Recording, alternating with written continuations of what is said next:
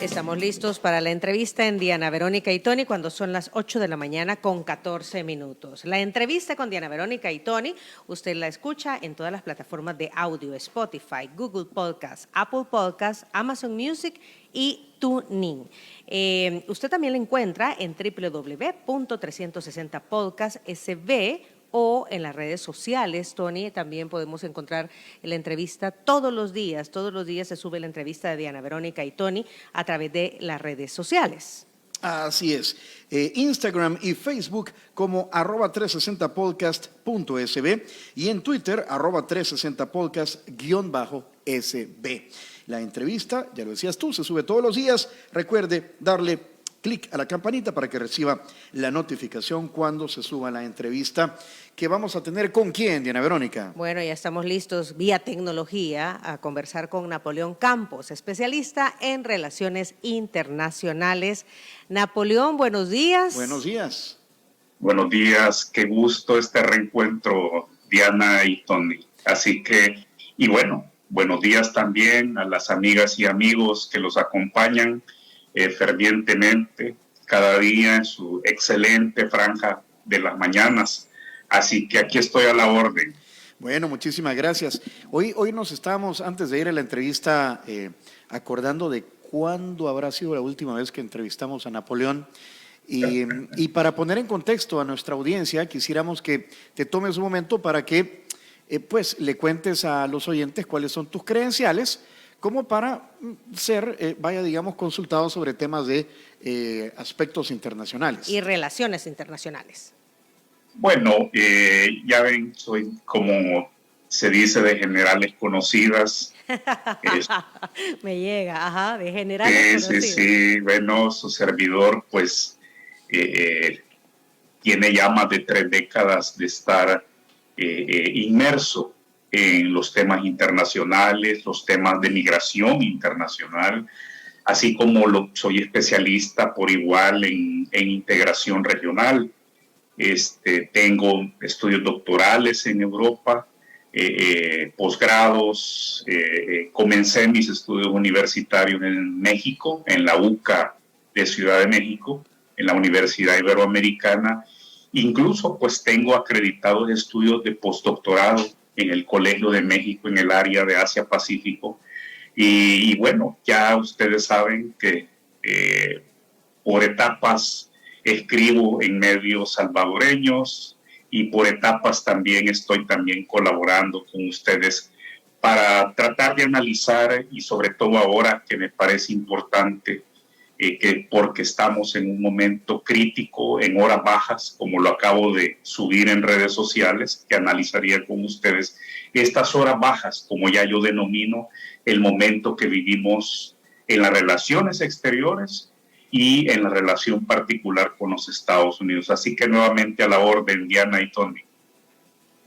Ok, comencemos con las declaraciones que daba ayer la embajadora de los Estados Unidos, perdón, la encargada de negocios de los Estados Unidos en el país, Jean Maynes, en Napoleón, y es que Estados Unidos siempre, cuando hablamos de relaciones internacionales, es nuestro primer referente. ¿Por qué? Porque es nuestro principal socio comercial, porque se dice, y no hay un dato concreto, que más de 3 millones de salvadoreños residen en Estados Unidos, porque la economía de este país está sostenida en las remesas mensuales de los salvadoreños que trabajan en los Estados Unidos, porque también es un país que coopera mucho con El Salvador, bueno, a través de USAID, por ejemplo, de la Agencia de los Estados Unidos para el Desarrollo Internacional.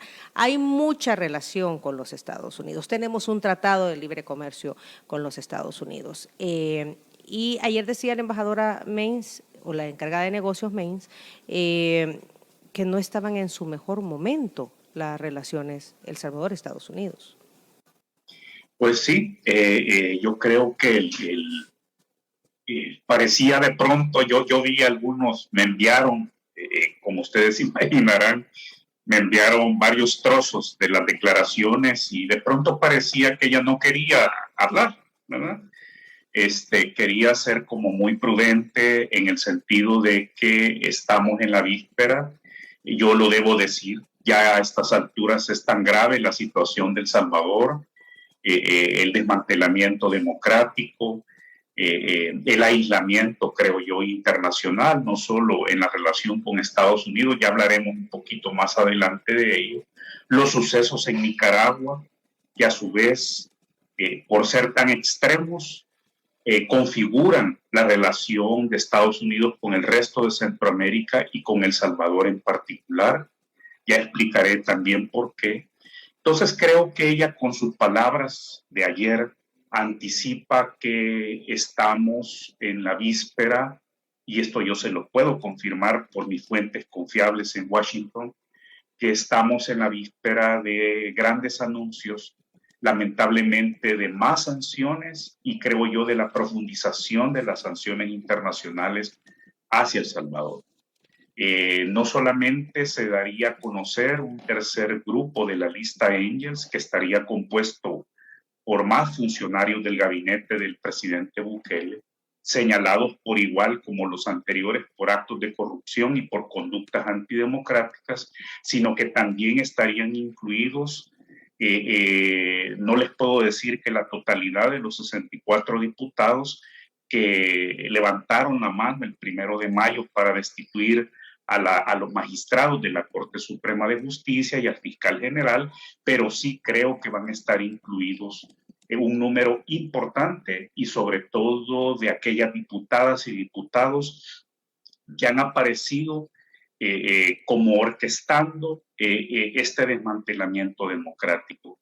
Creo que además lo que viene por parte de Estados Unidos es no solo ya lista Angels, sino que algunas de las personas señaladas ya en la lista Angels y que puedan también aparecer señaladas en este tercer grupo, puedan ser anunciadas como sancionadas, ya no solo retirando visas, sanciones migratorias, sino que sanciones de orden financiero bajo esta ley que comparte Estados Unidos con Gran Bretaña, con la Unión Europea, con Canadá, que es la ley global Magnitsky, que es una ley especial que se ha desarrollado los últimos 15 años, que se ha convertido en una herramienta, en un arsenal diplomático de los países amigos de El Salvador, para igualmente sancionar a individuos, entidades públicas y privadas señaladas por violaciones a la democracia y al Estado de Derecho.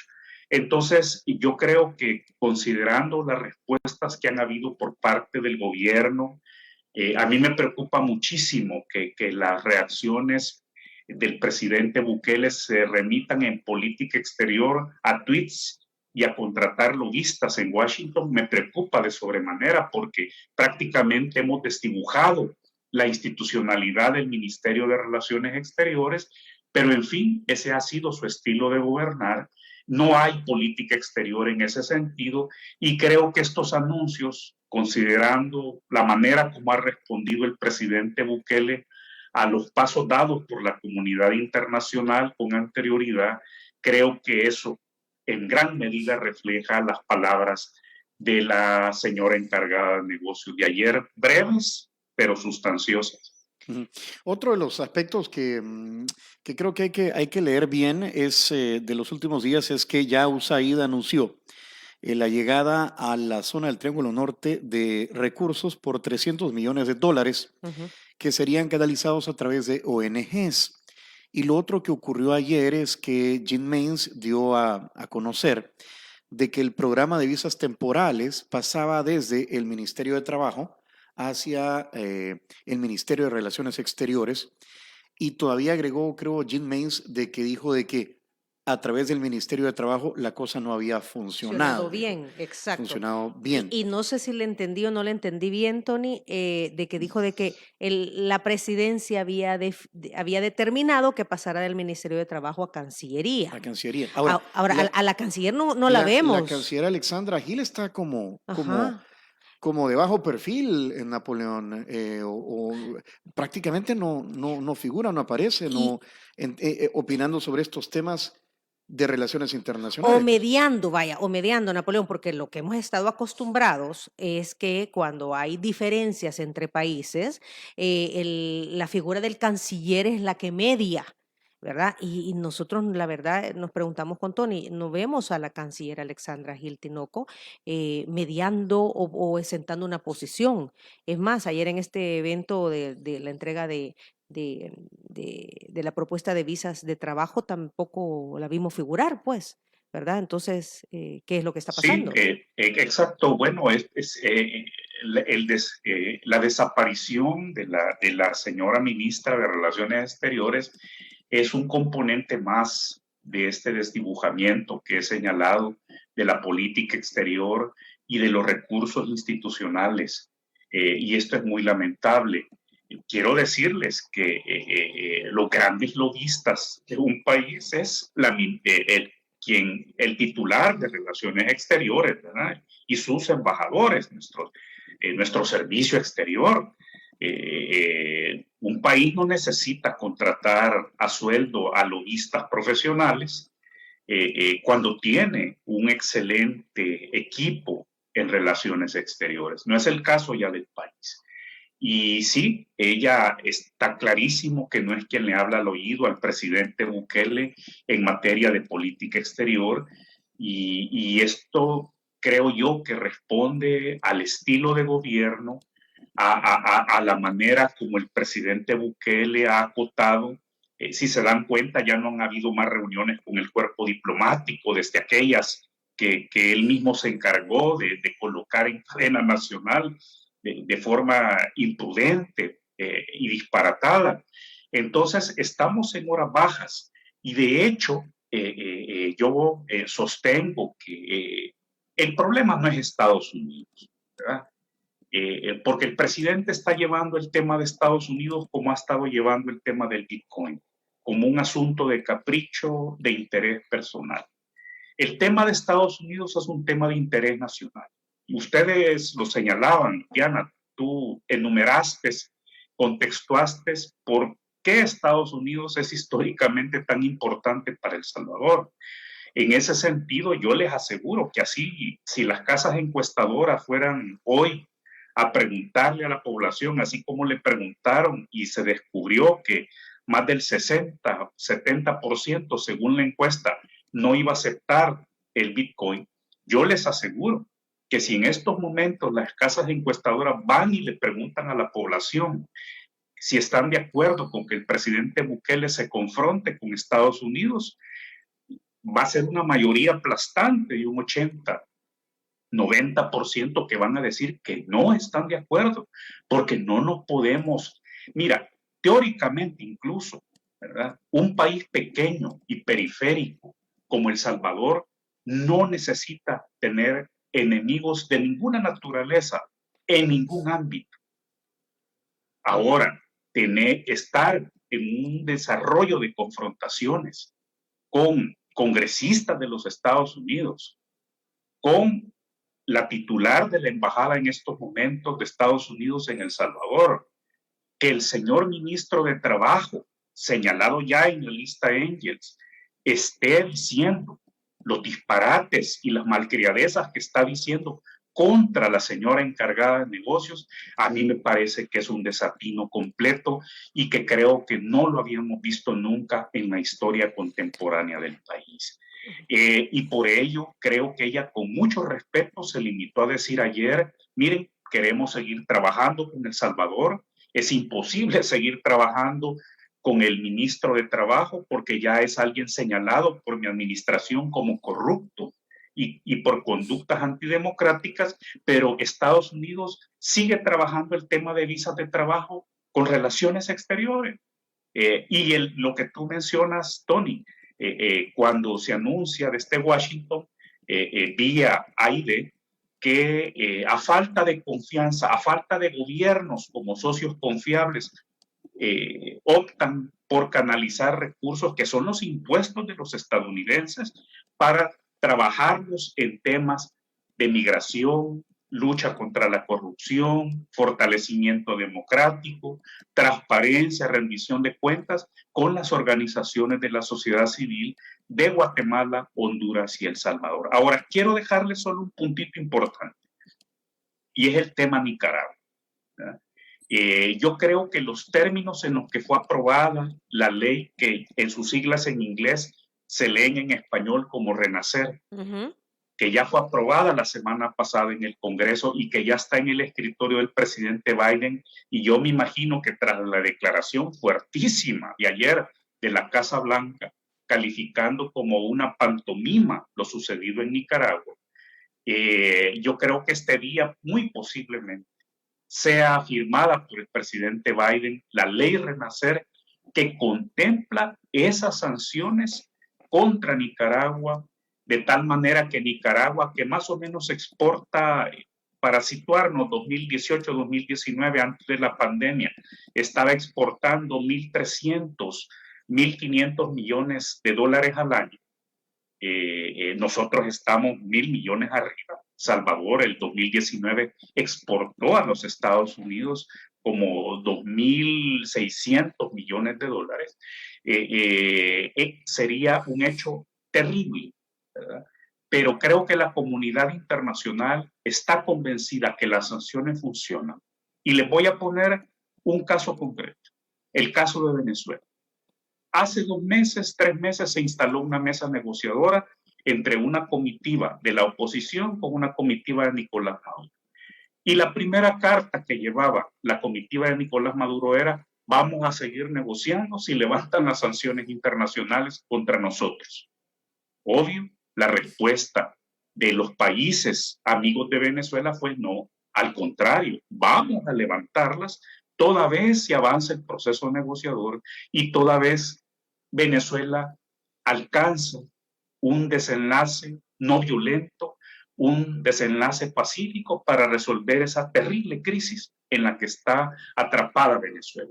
Entonces, las sanciones sí funcionan y sería muy lamentable que si Daniel Ortega va estirando a Centroamérica hacia un extremo y como respuesta a la comunidad internacional, porque si ustedes revisaron ayer, el Parlamento Europeo, Unión Europea en su conjunto, los países diplomáticamente más importantes de América Latina, por igual, condenaron esa farsa electorera en Nicaragua, demandaron la liberación de los prisioneros políticos, pidieron elecciones libres, transparentes, supervisadas internacionalmente, etcétera. Entonces, no podemos conducir ni El Salvador ni el resto de Centroamérica a una situación donde se extreme como respuesta de la comunidad internacional las sanciones. Pero yo creo que este capítulo no se lo quita El Salvador. Okay. Yo creo que el tercer grupo de la lista Engels está a la vuelta de la esquina y, como insisto, algunos de estos individuos de la lista Engels serían terriblemente sancionados, ellos y sus familias, bajo la ley Magnitsky. Y creo que este capítulo está en el deterioro de la relación bilateral El Salvador-Estados Unidos, que creo que este capítulo lamentablemente no nos lo vamos a poder quitar por ahora. Ahora, Napoleón, el gobierno a través de, bueno, el mismo presidente y algunos de los otros funcionarios, lo que manifiestan es, bueno, miren, somos un país soberano, estamos tomando nuestras propias decisiones, la comunidad internacional pues es bienvenida, pero deberían dejarnos tomar nuestro propio rumbo, o respetar las decisiones, ¿verdad? Nuestro propio camino, ¿verdad? Eso por ahí un poco es palabras más, palabras menos, con más énfasis o menos énfasis, es el discurso que dan los funcionarios de este gobierno con respecto a la relación con la comunidad internacional, específicamente con Estados Unidos. El problema es que estos funcionarios no leen la Constitución, ¿verdad? Y el artículo 144 de la Constitución nos dice claramente, Diana y Tony, y amigas y amigos que nos acompañan, que los tratados internacionales, y aquí tengo la edición bolsillo de nuestra querida Carta Magna, ¿verdad?, que los tratados internacionales que celebra nuestro país y que son finalmente ratificados por la Asamblea Legislativa se convierten en ley de la República, por un lado. Pero el segundo párrafo es todavía mucho más claro y dice que la ley no podrá modificar o derogar lo acordado en un tratado vigente para El Salvador. Y miren esto último que dice: en caso de conflicto entre el tratado y la ley, prevalecerá el tratado. Por tanto, cada desmantelamiento de la democracia en El Salvador, que se traduce en violaciones a los tratados y convenios en materia democrática, en lucha contra la corrupción, quedan anulados, quedan desprovistos de ley, porque están por encima los tratados y no las leyes secundarias, que son los decretos ejecutivos que firma el presidente Bukele y los decretos legislativos que aprueba la Asamblea Legislativa. Entonces, aquí hay un problema serio de visión de país, de tema país, porque ellos podrán decir ese argumento, pero ese argumento es incompatible con el artículo 144 constitucional, que hace prevalecer esos tratados y convenios. Y mira, y podemos ir a tratados y convenios en el marco de Naciones Unidas, podemos ir a tratados y convenios en el marco de la OEA, y podemos incluso irnos a los tratados y convenios en el marco de la integración centroamericana, que ustedes saben, he sido funcionario de la integración centroamericana, los conozco a fondo, y también, por ejemplo, el Tratado Marco de Seguridad Democrática está siendo absolutamente violado por una serie de decisiones ejecutivas y legislativas en El Salvador. Entonces, este artículo 144 es como una especie de sonda, ¿verdad? Como esa sonda que le ponen a los enfermos, ¿verdad? A través de la cual está conectado con diversos aparatos. Bueno, este 44, ¿verdad?, está diseñado para que sea esa sonda, ese cordón umbilical que nos ata con el derecho internacional que prevalece sobre las leyes secundarias del país, y no podemos nosotros ir en contra de la Constitución. Eso está clarísimo. Por tanto, creo que les he demostrado de una manera muy sencilla, ¿verdad?, que ese argumento de que el país es soberano, de que el país, sí, El Salvador es soberano, pero en los términos que marca la ley internacional y la ley nacional. Ok, Napoleón, hasta este momento, porque esto de que las relaciones están tensas entre Estados Unidos y El Salvador no viene de esta semana, ya viene de meses atrás. Em, Estados Unidos señala, ¿verdad?, que es amigo de aquellos países que cumplen con la institucionalidad, entendiéndose el Estado de Derecho, etcétera, etcétera. Sin embargo, a pesar de los, a ver, como yo no le quisiera poner una palabra muy fuerte, de inconformidades o señalamientos que hace el gobierno de los Estados Unidos con respecto a lo que se está haciendo en El Salvador, la ayuda continúa, ¿verdad? Ahí tenemos a los salvadoreños amparados en el TPS, ahí tenemos el tema de USAID que continúa con la ayuda, ahí tenemos Fomilenio que continúa, terminó Fomilenio, pero los fondos que quedaron se siguen ejecutando, esto de las visas de trabajo, etcétera, etcétera, etcétera. O sea, ¿qué decisiones puede tomar el gobierno de los Estados Unidos ante este disimulo que hace el gobierno de El Salvador sobre los señalamientos que les hacen? O sea, porque tú al inicio decías, estamos en la época de ver ahora unas sanciones mucho más drásticas, porque la situación no ha Pero mejorado, ¿las sanciones son para personas o para, o para el o Estado. para, ajá, generalmente, ¿qué procede? Bueno, hay sanciones a todo nivel, y creo que la lista Engels ha sido una alerta temprana importante. Ustedes se recordarán que hace 14 meses, en septiembre del año pasado, le llegaron al presidente Bukele 2 cartas muy parecidas. La primera, firmada por congresistas del Partido Demócrata, y la segunda por congresistas del Partido Republicano. Yo creo que en estos momentos de horas bajas, y con el caso de Nicaragua en avanzada, yo creo que no podemos descartar ya el uso de ningún tipo de sanción. ¿Y Y esto es un llamado de qué atención que sanciones quiero podrían hacer. ser? perdón, Napoleón, no podemos descartar ningún tipo de sanción, es lo que acabas de decir. Sí, ¿Y de qué estamos hablando entonces? bueno, imagínate que El Salvador, en virtud de lo establecido en el Tratado de Libre Comercio, pueda ver suspendidas las preferencias comerciales de manera temporal, ¿verdad? Como lo Y que va con a lo pasar cual, con Nicaragua. exactamente, y con lo cual Estados Unidos y la comunidad igual, pero igual nos puede pasar con el otro gran instrumento, que es el pilar comercial bajo el acuerdo de asociación entre Centroamérica y Europa, Ujú. que ya también ayer ya en las reacciones a lo sucedido el domingo en Nicaragua, también anunciaron eurodiputados, anunciaron altos funcionarios de la Unión Europea que Nicaragua podría salir del pilar comercial o a verse suspendidas temporalmente. Y con esto, las potencias occidentales estarían forzando a una restauración democrática, a una restauración constitucional e institucional.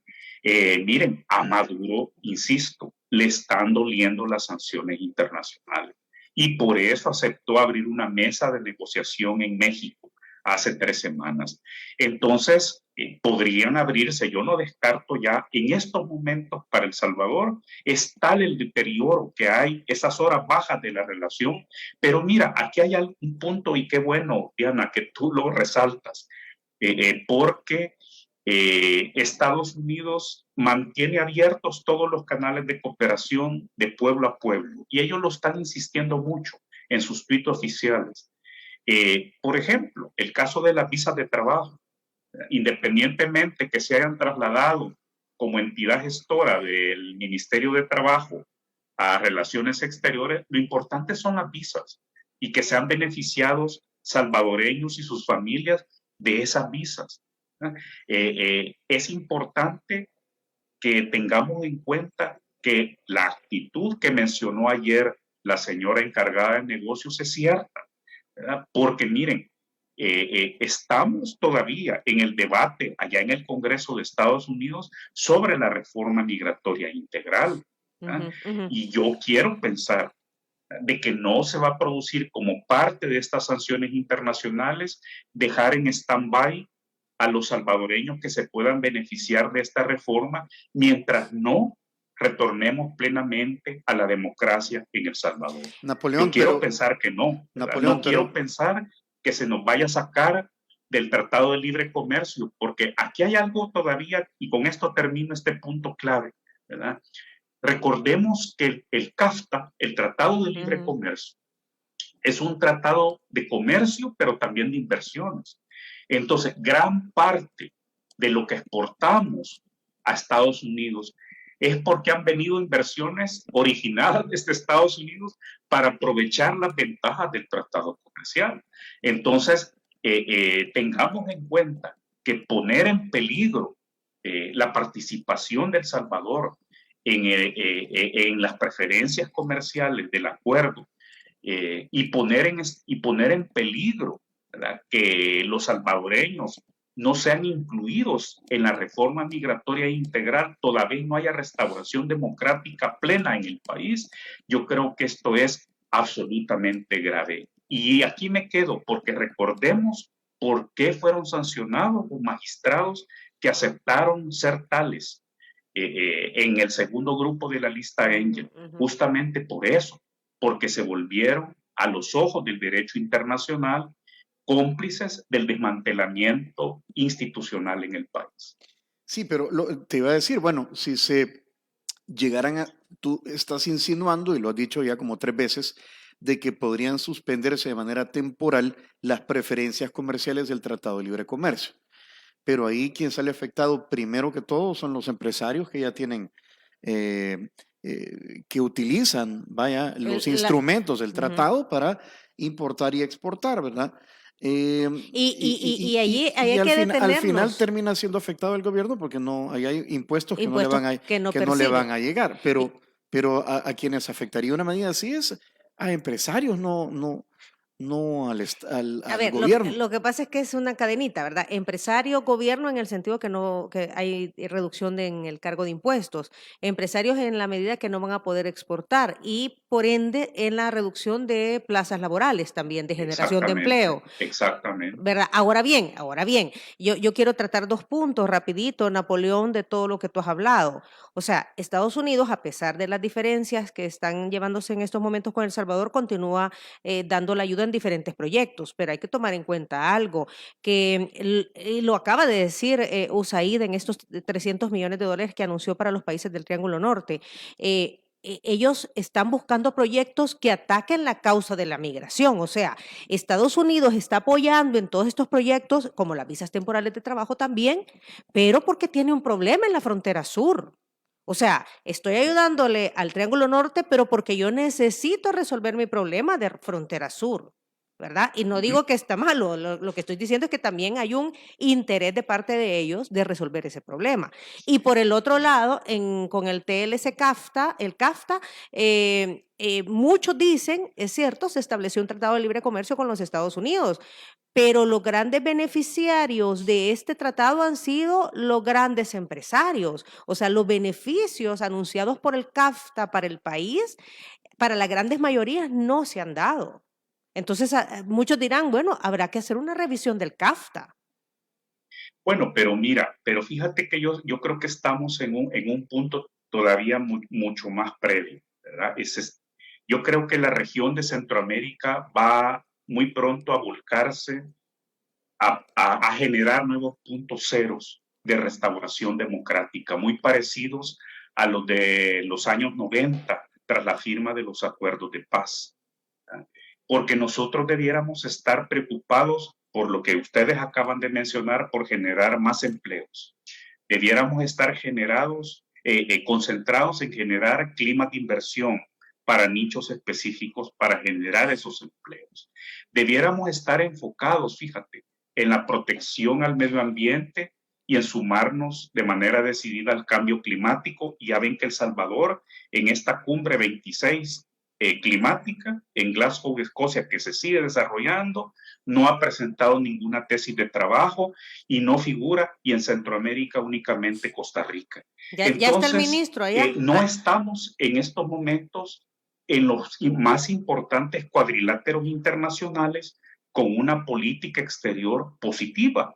Y además, recordemos que como respuesta o reacción del mercado internacional al Bitcoin, han caído estrepitosamente los bonos salvadoreños con vencimiento, los bonos soberanos salvadoreños con vencimiento 2025-2029.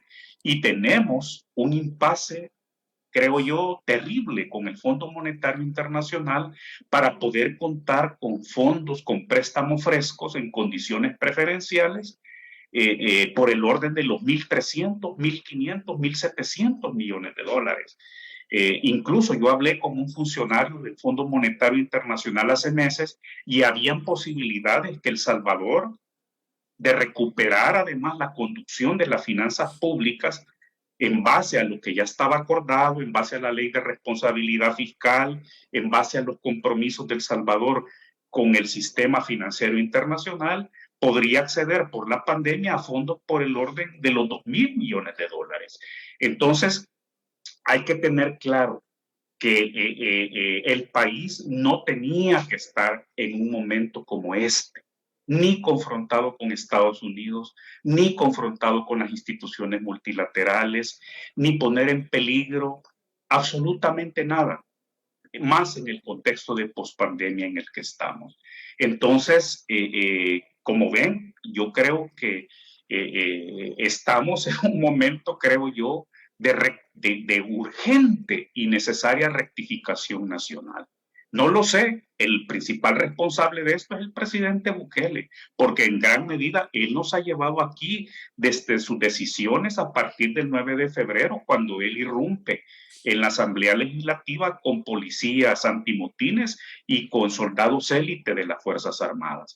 Entonces, él es quien ha empujado las decisiones de sacar a un fiscal, de sacar a magistrados de la Corte Suprema de Justicia, es decir, veamos claramente que la respuesta de la gente ha sido las marchas del 15 de septiembre y del 19 de octubre, enarbolando 20, 30 banderas muy disímbolas, ¿verdad? Desde el no al Bitcoin, no a la tiranía, hacia la democracia, a favor de los desaparecidos, solidarizarse con las familias de los dolientes por las desapariciones, en fin. Entonces, ese es el momento de rectificación y créanmelo, que El Salvador está ya ahora en la agenda internacional. Se lo puedo yo ratificar, ¿verdad? Como testigo de primera mano.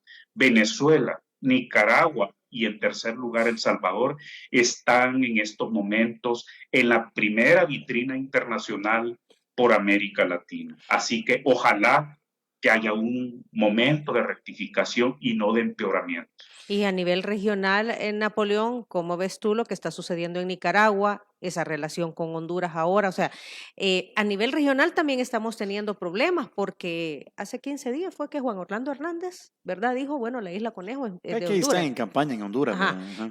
Pero también ahora, después firmaron un acuerdo Nicaragua-Honduras sobre la salida del Golfo de Fonseca y que invitaban a El Salvador a ser parte, ¿verdad? La Pero, integración centroamericana está paralizada. y bueno, y el No hay, SICA, no hay y el SICA, secretario pues, general, inclusive, del sistema de integración centroamericana. Es decir, no hay en estos momentos Centroamérica, ¿verdad? Centroamérica está caminando como en los 80 otra vez, con esa fórmula del sálvese quien pueda, ¿verdad? Y ya ¿a ven que quién hay le algunos que corresponde? dicen que lo que anda buscando Ujú. Juan Orlando Hernández es algo parecido a lo que encontró en Nicaragua bajo las naguas de Daniel Ortega, Mauricio Funes y Salvador Sánchez Serén, que es asilo e impunidad. Entonces, no crean que en Honduras ha caído este acuerdo bilateral, más allá del tema nacionalista del islote Conejo, no ha caído muy bien. Más bien la interpretación de la oposición en Honduras más amplia ha sido que fue un acuerdo para tratar de buscar una posibilidad de refugio porque ya se va Juan Orlando Hernández y su hermano ya comenzó cadena perpetua allá en Nueva York. Entonces, está claro que muy posiblemente Juan Orlando Hernández también sea requerido como su hermano por narcotráfico y por amenazar la seguridad nacional de los Estados Unidos una vez deje el poder en Honduras. Entonces, créanme lo que esta Centroamérica no era la que queríamos, ¿verdad? Después de los acuerdos de paz, porque voy a decirlo en una fórmula muy europea, pero creo yo universal. Los problemas de la democracia se resuelven con más democracia. No se resuelven desmantelando la democracia. No se resuelven con reelecciones presidenciales inmediatas. No se resuelve horadando las instituciones que a duras penas venían caminando después de los acuerdos de paz. Por supuesto que nuestra democracia no era perfecta, pero iba caminando. Pero comenzar a desmantelar el acceso a la información pública, comenzar a desmantelar la transparencia, la rendición de cuentas, no nos va a llevar a ningún lado porque los problemas de la democracia no se resuelven así, sino que con más democracia. Y ese norte, Diana y Tony, lamentablemente lo perdió hace mucho Daniel Ortega. Napoleón. Y yo creo que El Salvador está quizás casi por perderlo. Y creo yo que eso, ni los salvadoreños dentro, ni los salvadoreños fuera del país, queremos que nuestro país pierda ese norte democrático. Entonces dices, pues sí, ¿verdad? Porque Juan Orlando Hernández y Nayib Bukele pues no se llevan bien. Por otro lado, Nicaragua, firmando tratados con Juan Orlando Hernández. En Guatemala hay otro gran desmadre. Es decir, ¿Y quién tiene la presidencia del SICA, Napoleón? Pues curiosamente, en estos momentos Nicaragua, ¿verdad? Por eso es que está céfalo. Curiosamente, incluso tiene la presidencia del Parlamento Centroamericano. Y un leal a Daniel Ortega, que curiosamente, fíjense esto como es de anecdótico, se llama Daniel Ortega, el actual presidente por Nicaragua del Parlamento Centroamericano. Por eso es que sacaron la felicitación a las elecciones en Nicaragua, entonces. Así es, ¿verdad? Y eso ha generado un malestar, me lo han comentado diputados centroamericanos, porque fue algo que él firmó a título personal, Daniel Ortega Reyes, ¿verdad? El tirano es Daniel Ortega Saavedra, y él lo firmó a sabiendas que el Pleno del Parlamento Centroamericano no aprobaría una declaración diciendo que es una fiesta, ¿verdad? Democrática, ¿verdad? Sí, lo sucedido en Nicaragua. Ahora, Nuevas Ideas sacó un comunicado de que se desligaban de eso. Sí, te vamos a preguntar por otros dos actores importantes, ¿verdad? Uno es la Comunidad Europea, la Unión Europea, los países que aquí están bastante, o sea, los veo bastante activos y cercanos también con Estados Unidos, a los embajadores. Y te vamos a preguntar por los chinos también. ¿Qué vela encienden en este entierro? Lo que pasa es que se establecieron las relaciones con China y hubo promesa de muchos proyectos, ¿verdad? Pero ahí estamos pendientes del Estadio Chino, por ejemplo, que al inicio se dijo ya en un mes vamos a saber a dónde se va a hacer el Estadio Chino. No, pero dijo aquí Yamil Bukele que ya están preparando toda la carpeta, el diseño y todo eso. Para presentarlo a China. Pero entonces, bueno. Bueno, mira, yo creo que todo proyecto de desarrollo es bienvenido para el país, pero Japón, ya ven, tiene una tradición de reconstruir puentes en El Salvador y en Centroamérica después de cada catástrofe, ¿verdad? Inundaciones, huracanes, terremotos, y estamos de corazón agradecidos. Corea del Sur se ha especializado en becas, ¿verdad? Técnicas, y la Unión Europea, como muy bien dices, Tony, en esta misma línea de la AID, no ha dejado de dar su cooperación, ¿verdad? Para proyectos comunitarios. Pero China sí, tienen ustedes toda la razón, merece una atención aparte, aunque sea en 2 minutos. China, sinceramente, no nos tiene, ¿verdad? Fuera de Panamá, no nos tiene en su agenda estratégica, ¿verdad?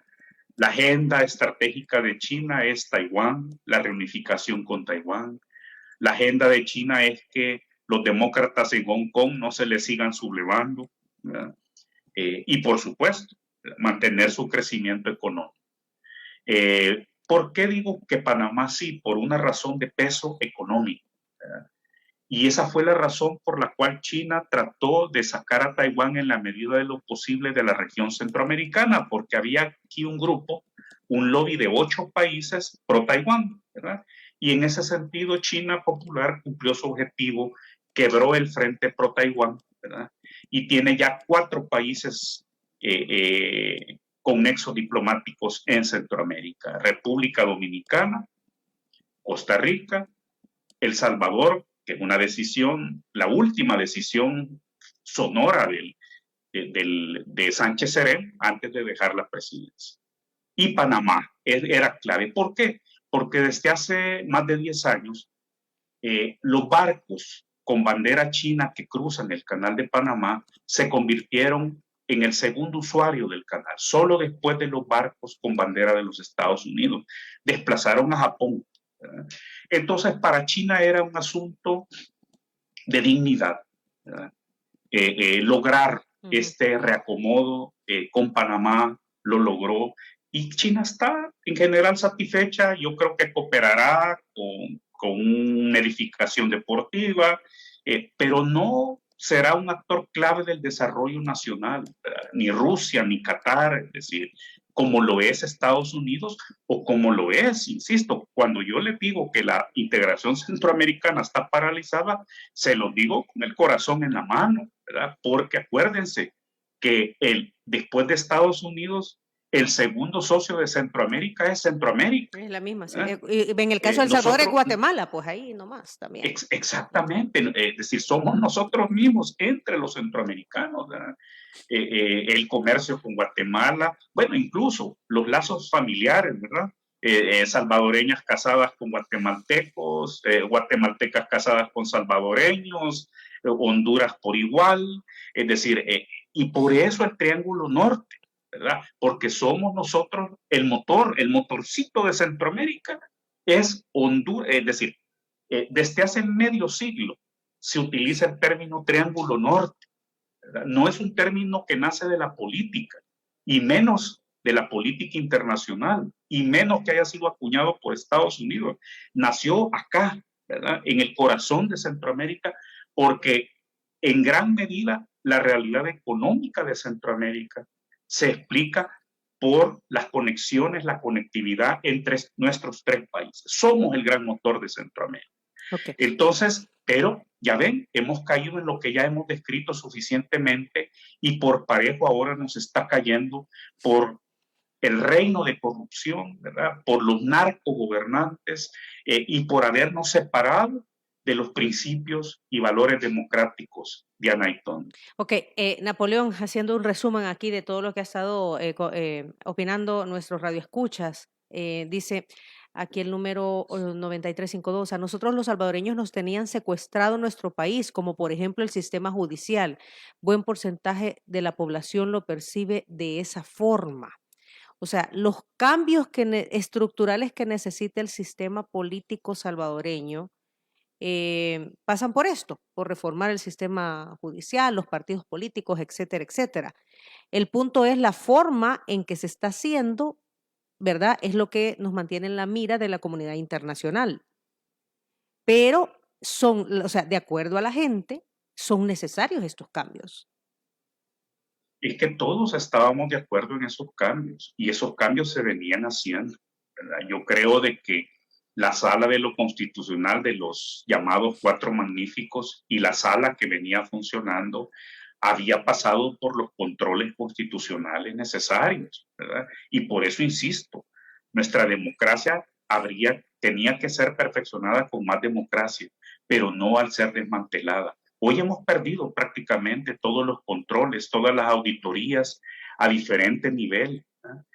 Tan así que ahí están, ustedes lo saben, que entre los señalamientos que hay de la comunidad internacional está la famosa ley Alaví del 5 de mayo, que es prácticamente un candado que blinda las compras gubernamentales durante la pandemia, varias señaladas por ser irregulares y anómalas. Entonces, no es así como debíamos de haber respondido como país ante la necesidad de seguir perfeccionando nuestra democracia, gracias a la cual Nayib Bukele es presidente y gracias a la cual ellos ganan el 28 de febrero los diputados que ganaron. Si eso no está en discusión, lo que está en discusión es despilfarrar ese capital político para desmantelar la democracia y recibir como respuesta de la comunidad internacional sanciones internacionales.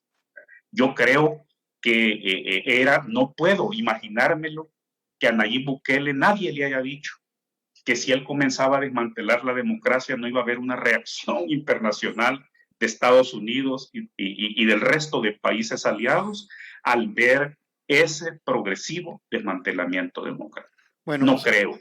Se nos acaba el tiempo, Napoleón. Vamos a ver qué pasa en los próximos días, ¿verdad? Tú calificas esto como las horas bajas de la relación en nuestro país y los Estados Unidos principalmente, y luego pues te lo llevas también a Centroamérica, ¿verdad? Donde mencionaste la frase, están los países en modo sálvese quien pueda. Estancados. Sí, ¿verdad? y El con sistema, una integración centroamericana. He pasado una hora muy agradable con ustedes, como siempre. Muchas y gracias. espero un día estar nuevamente allí en esa mesa con aquellos exquisitos desayunos que ofrecía Diana. Bueno, tú también, Tony. Sí, No, pues San sí, Martín, los ofrece San Martín, aquí están.